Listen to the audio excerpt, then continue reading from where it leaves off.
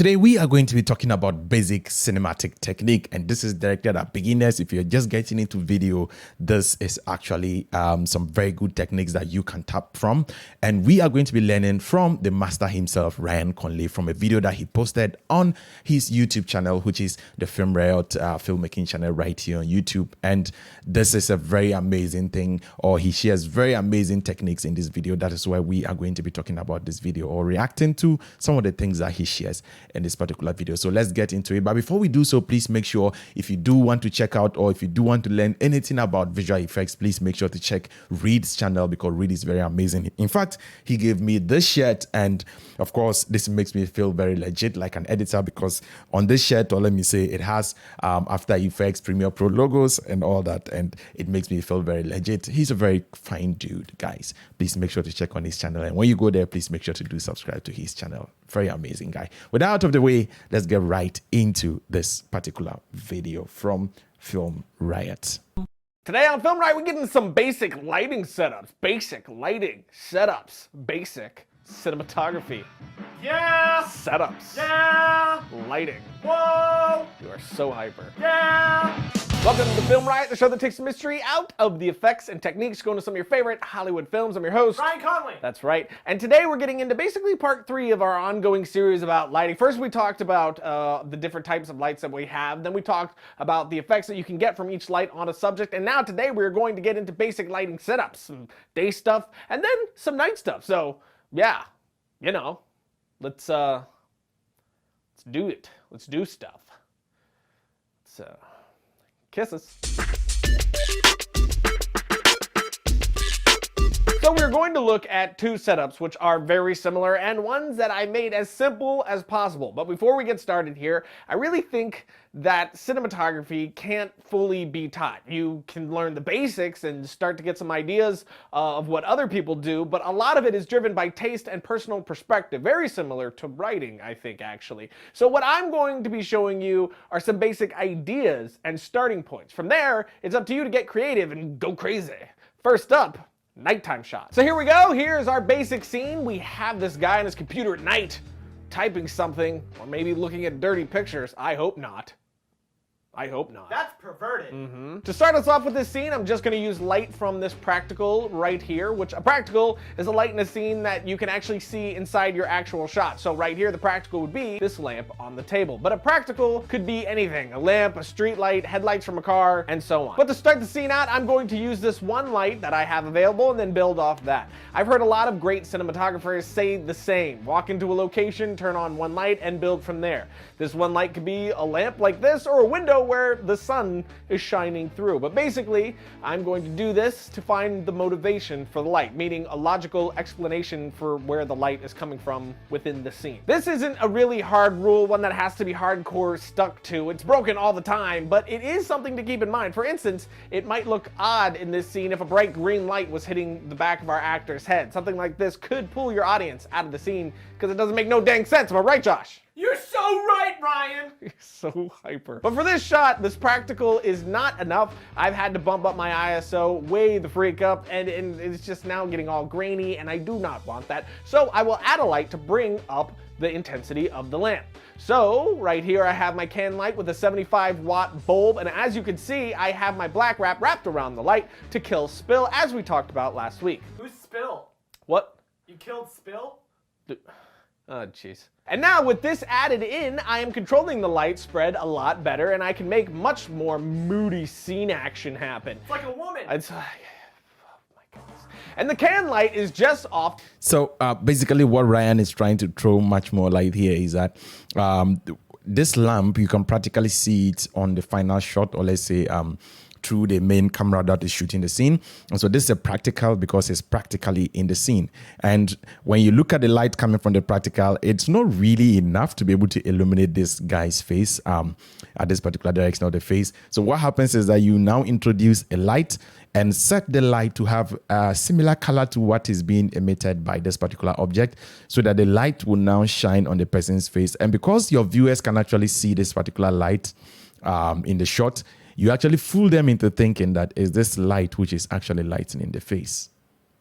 Genius. So This is something to take very key note of. Sometimes this can be for a window. If you can practically see a window or any light source coming from whatever direction, you put your hardest light from that particular direction, or you put another light from that direction to help kind of like create the illusion that is that window or is that source of light that is actually lightening that particular scene. Little things like this are really very, very powerful. Is just off to the left and hitting Nick at about the same angle that the lamp is. But for me, this shot is a little boring and cheap looking, so the first thing I'm gonna do to add some depth is open the drapes curtains thingies back here. But then I will also add my flow light outside, hitting the window pane, so I can get sort of a moonlight light. Yeah, I know, right? But still, the shot feels a little tighter than I want it to, so I will move my actor away from the wall and use a longer focal distance. So now I have about the same shot, but my background is much more out of focus, and I'm getting no light spill on the background from the lights I'm using on my actor, since we got a lot more distance happening there, which gives me way more control over my light on the background as well. So if I wanted to, I could stop here and have very contrasty noir-ish type image, but that isn't what I want, so I will add some more light. Now, the one thing you can do is mess with how much contrast there is in the scene, which I will do this by adding a fill light. So I'll crack open my little softbox, point it at the ceiling so that the light is reflecting off the ceiling and filling the room. Now I can move the light closer or further away from my actor depending on how much fill I want in the scene. Now introducing this fill and moving it in, we are filling in some of those shadows and bringing up the overall detail in our scene. But again, this is not what I want for the scene. I do want to bring the background up a bit and add some separation between my actor and the background, but I don't want to lose that dark shadow I have on my actor's face. So instead, I will opt to add a second practical into the scene, which will bring up my background just a bit and add some good separation. And now that I have that, I can add a backlight onto my actor, simulating the light that is coming from that second practical. So yeah, this is kind of like what we already learned. If you look very closely now, he has a practical here because we can actually see this in the camera, or we can actually see it in shot. So now introducing a separate light that is coming in and lightening this particular side of the character, we have successfully convinced our audience into believe that, or let's say into believing that it's this particular light that we can actually see in shot that is lightening the character. Genius. Practical. For this, I use my other LED panel and slap some CTO on it, which we also talked about that last week. So now I have some good depth to the shot with the window, nice separation on my actor from the background, and I was able to retain the moody look on his face that I wanted. Now, although I could stop here, and I do like how this is looking, I think for this shot, I want to add some detail to the left side of the frame. So to do this, I will add one light in the corner, and since I just wanted a little bit of light, I'm going to grab a desk lamp I have lying around and attach it to whatever is closest, point it at the corner, and there you go. And I'm pretty happy with that look. Now, cinematography isn't just about light. It's about a multitude of other things, including positioning of the actor and the camera. So say I wanted to make this scene feel a bit more intense or mysterious. One thing you could do is turn your actor away from us. This way, we're not in there with him visually. We are sort of cut off. Then I can use my key light to rim light him, leaving most of his face in the shadow. My actor is still nicely defined and separated thanks to all the background work we did, but we have a much more noir-ish type thing going on now. I really love doing this sort of thing, sort of playing with the lack of light sometimes, letting stuff fall into shadows for the right project. Of course, but I think it works really well for me. But even with this shot, you can again add some fill light to adjust how much you want as far as detail in the shadows, or how much you just want to fall off completely into darkness, or you can front light the actor just a little bit. There are so many different things you can do, but there you go, a basic contrasty night shot, and you can already see what I mean about being a taste and preference thing. My hope is that this will give you a few ideas to springboard off into your own awesome style. But next up is some daylight shooting, but first, sponsorific. Yes, guys. So this is a very important thing that we beginner filmmakers or people just getting into filmmakers should know. Most of the times we do not have like really hard end, or let's say very hard baked in rules. You just have to learn it and mostly kind of like find a way of making it work for yourself. Logo. Okay, so now basically I'm jumping into the same shot, but this time during the day, and I've got my white balance set to about 5000K, so I'm letting the outside get a little bit blue, and I'm pulling that tungsten lamp's orange down a bit towards the white area. But as you can see with your eye face, I'm starting with just a practical again, but then As you can see with your face eyes, it's not nearly intense enough, so I'll again flip on my can light to simulate the light coming from the lamp and jack up its intensity. But now, the scene is very boring to me, again, with the drapes shut. So we're gonna open them again to try to get some more depth, and bammy wham. Bammy wham! Now, since there is that window behind my actor, I'm again gonna add an LED as a backlight. I find that one of the main keys to controlling the look of an indoor day scene is fill light. How much you add or take away fill will say something about the time of day or type of day it is. So for me, without fill in a shot like this, it kind of looks like a really gloomy day, or possibly dawn or dusk, which you could... Still dawn. Yeah, sure. Which you could easily make it look like dawn or dusk with a simple color grade. still But dawn. if you're going for more of a bright and happy day look, you are going to want a lot more fill. So right here we have a very low-key shot, which is not what we want for a bright and happy type day shot. We're going to want something a lot more high-key. Now, for those of you wondering what high-key and low-key are, high-key and low-key are basically the difference in the amount of shadow you let in your image. Low key is used for thrillers, drama, and so on, since it has a lot of contrast, while high key can be seen on sitcoms and most comedies since it's nice, bright, and happy.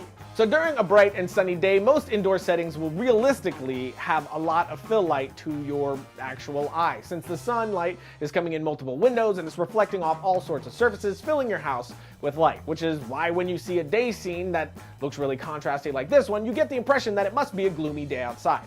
But that is not what we want, so I will add my fill light and crank it up until we have something that fits more of that happy day sort of look that I want, like this. And now, as an example of high and low key, this shot would be low key, And 4. and this shot would be high key. Low key being very contrasty with lots of shadow, and high key, very little shadow areas at all. But there you go. This is a basic idea behind a simple daylight shot as well. And again, these are all just starting points, some basic ideas to hopefully get your brain to turning and moving in the right direction. As you can see, there are so many different directions you could take in any setup. It's all about what you want for your story. Do I get a couple? Thanks so much, Ryan, for sharing this amazing information with us. So I just do hope that most of you guys out there have learned from some of these great informations that we have been learning from the pros throughout the whole of this month. And if this sounds interesting, or maybe you did learn a ton of information from this video, then I do much appreciate it if you do click on the like button, because that goes a long way in helping other people discover this channel right here on YouTube. And as well as if you're just discovering or seeing my face for the very first time, then I'll do much appreciate it, because over here we talk about cinematography, photography, editing, and all its related branches. We also watch movies and learn filmmaking by talking about other film industries across the world. If all this sounds interesting, then I'll do much appreciate it if you do click on the subscribe button. Make sure to do turn on the post notification bell so you are notified anytime I drop awesome content like this on the Africa-based channel right here from Africa. I also have links to this video in the description below. Please make sure to go and check out the full video on the Film Riot YouTube page. And please make sure to click on the subscribe button when you get there, because Film Riot is just some few subscribers away to get into 2 million. I know we are just a little ant, just a small channel operating right here from Africa. But if all of you go in there to watch this full video, would actually click on the subscribe button, we can make a difference in the life of Ryan, because he has made a lot of difference in our lives. Thank you so much for watching, and like always, until next time, keep practicing filmmaking. Peace out.